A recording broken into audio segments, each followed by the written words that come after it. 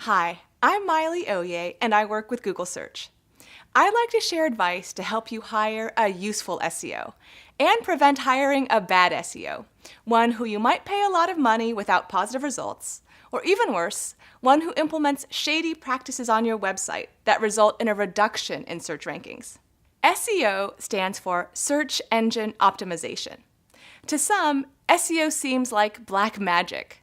Having worked with Google Search for over a decade, what I've learned is that first, it's not black magic, and second, if you want long-term success, there aren't any quick magical tricks that an SEO will provide so that your site ranks number one. It's important to note that an SEO's potential is only as high as the quality of your business or website. So successful SEO helps your website put your best foot forward so that it ranks appropriately, in the spot where an unbiased potential customer would expect your site to be seen. A successful SEO also looks to improve the entire searcher experience, from search results to clicking on your website and potentially converting. A good SEO will recommend best practices for a search-friendly site, from basic things like descriptive page titles for a blog or small business, to more complex things like language markup for a multilingual global site. SEOs ensure that you're serving your online customers a good experience, especially those coming from a search engine, and that your site is helpful whether they're using a desktop computer or mobile phone. In most cases, the SEO will need 4 months to a year to help your business first implement improvements and then see potential benefit. My strongest advice when working with an SEO is to request that they corroborate their recommendation with a documented statement from Google, either in a Help Center article, video, or Google response in a forum that supports both, 1, the SEO's description of the issue that needs to be improved to help with ranking, and 2, the approach they prescribe to accomplishing this task. Requesting these 2 bits of information will help prevent hiring a poor SEO who might otherwise convince you to do useless things like add more words to the keywords meta tag or buy links. Because if you search for Google advice on this topic, you'd see blog posts and videos from us that clearly explain that adding keywords to the meta tag wouldn't help. Furthermore, while Google uses links for PageRank, our documentation highlights that we strongly advise against the approach of buying links for the purpose of increasing PageRank. One basic rule is that in a majority of cases, doing what's good for SEO is also doing what's good for your online customers. Things like having a mobile-friendly website, good navigation, and building a great brand. Additionally, if you're a more established brand with complicated legacy systems, then good search-friendly best practices likely involves paying off some of your site's technical debt, such as updating your infrastructure so that your website is agile and able to implement features faster in the long term. If you own a small local business, you can probably do the initial work yourself. Check out our 30-minute video series on how to build an online presence for your local business. Now, if you still believe you want to hire an SEO, here's a general process. 1. Conduct a 2-way interview with your potential SEO. Check that they seem genuinely interested in you and your business. 2. Check their references. 3. Ask for, and you'll probably have to pay for, a technical and search audit. 4. Decide if you want to hire. Let's break this down and start with step 1. Conduct a 2-way interview. In the interview, here are some things to look for. A good SEO doesn't focus only on search engine ranking, but how they can help your business. So they should ask questions like, what makes your business, content, and/or service unique and therefore valuable to customers? They'll want to know this information to make sure it's highlighted on your website for your current and potential new audience. 2. What does your common customer look like, and how do they currently find your website? 3. How does your business make money, and how can search help? 4. What other channels are you using? Offline advertising, social networks? 5. Who are your competitors? What do they do well online and potentially offline? If the SEO doesn't seem interested in learning about your business from a holistic standpoint, look elsewhere. It's difficult to do good SEO without knowing about a business's goals, their customers, and other existing marketing efforts. SEO should complement your existing work. The second step in hiring an SEO is to check references. If your potential SEO provides prior clients, be sure to check their references. You want to hear from past clients that the SEO was able to provide useful guidance and worked effectively with their developers, designers, UX researchers, and/or marketers. A good SEO should feel like someone you can work with, learn from, experiment with, and who genuinely cares about you and your business, not just getting your site the highest rank, as ultimately those techniques rarely last long if they work at all. They'll want to educate you and your staff on how search engines work so that SEO becomes part of your general business operations. Step 3 is to request a technical and search audit.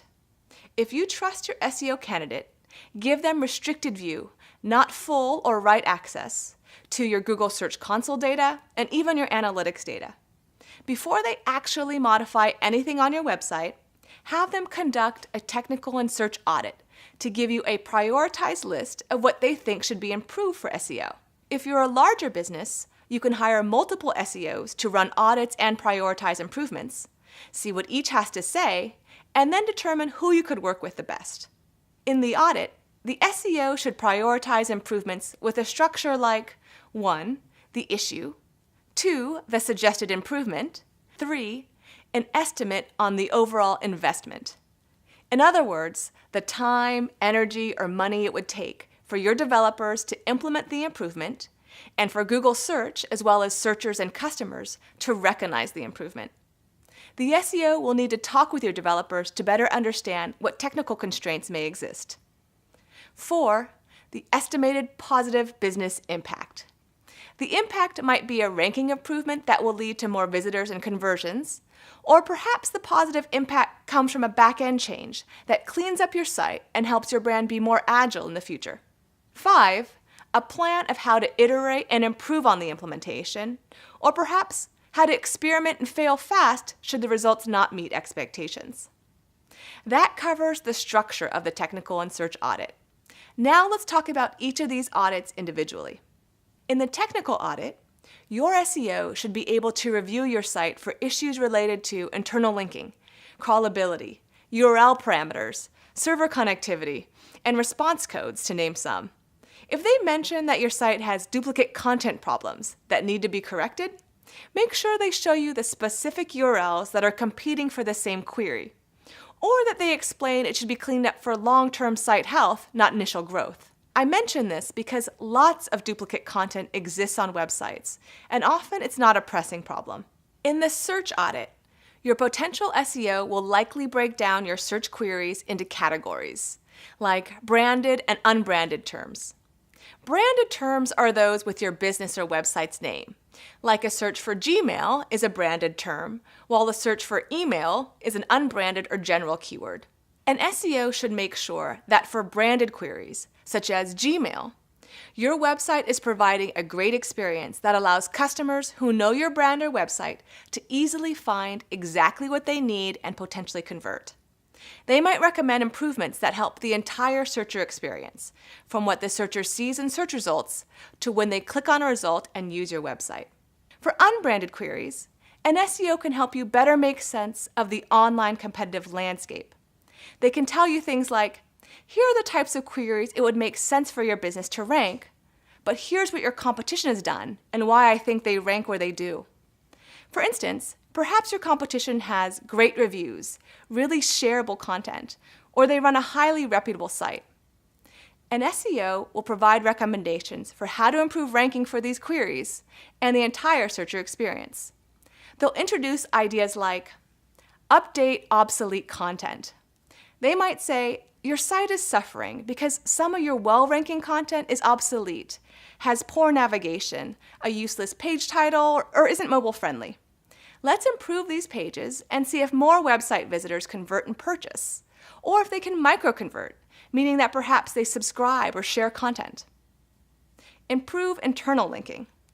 Your SEO might say, your site is suffering because some of your best articles are too far from the homepage and users would have a hard time finding it. We can better internally link to your content to feature it more prominently. Generate buzz. The SEO might say, "You have great content, but not enough people know." We can try to get more user interaction and generate buzz, perhaps through social media or business relationships. This will help us attract more potential customers and perhaps garner natural links to your site. Learn from the competition. Your SEO might explain, "Here's what your competitors do well. Can you reach parity with this and potentially surpass them in utility? Or can you better show customers your business's unique value?" Again, a good SEO will try to prioritize what ideas can bring your business the most improvement for the least investment, and what improvements may take more time but help growth in the long term.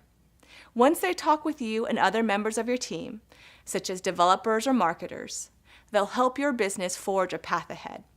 The last thing I want to mention is that when I talk with SEOs, one of the biggest holdups to improving a website isn't their recommendations, but it's the business making time to implement their ideas. If you're not ready to commit to making SEO improvements, while getting an SEO audit may be helpful, make sure that your entire organization is on board. Else, your SEO improvements may be non-existent, regardless of who you hire. So that wraps it up. Thanks for watching, and best of luck to you and your business.